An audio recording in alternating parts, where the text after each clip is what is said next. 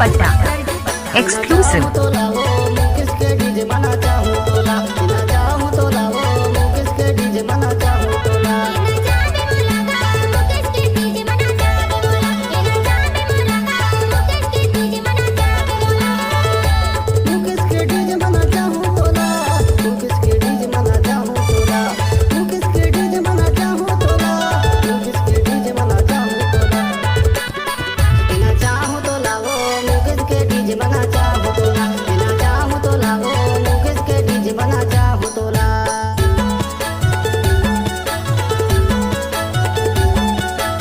DJ Sarju पट्टा इमली चौड़ा वाले।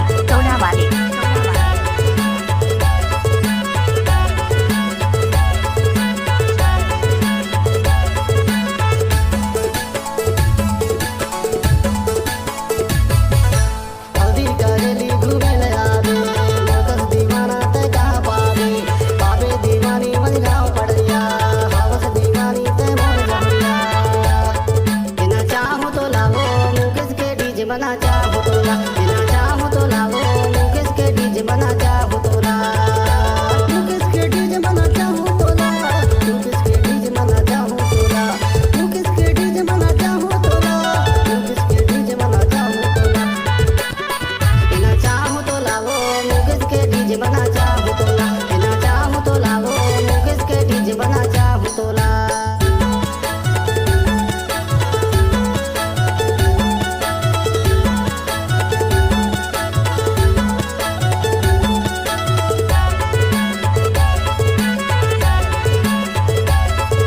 मिक्स बाय सरजू पट्टा।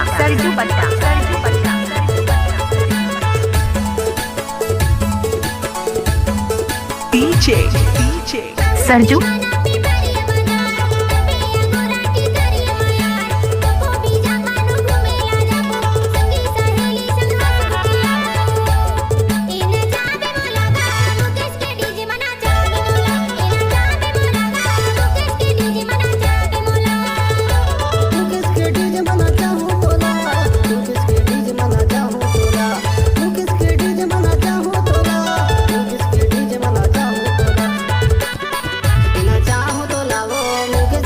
बना चाहो तोला, बिना चाहो तो लावो मुकेश के डीजे बना चाहो तोला।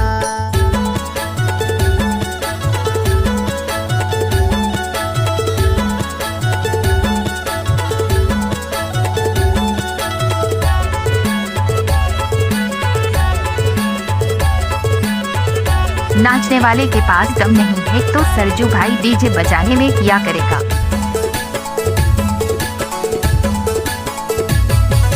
भारी माया लगती तोर बरे यार, मिलबे की नहीं बता देना यार, गाँव बसती कोनो जाने नहीं, कैसे मनाओ दिले माने नहीं, बिना चाहो तो लावो मुकेश के डीजे बना चाहो तोला, बिना चाहो तो लावो मुकेश के डीजे बना चाहो तोला, मुकेश के डीजे बना चाहो तोला, मुकेश के डीजे बना चाहो तोला, मुकेश के डीजे बना चाहो तोला, मुकेश के डीजे बना चाहो तोला, बिना चाहो तो लावो मुकेश के डीजे बना चाहो तोला, बिना चाहो तो लावो मुकेश के डीजे बना चाहो तोला।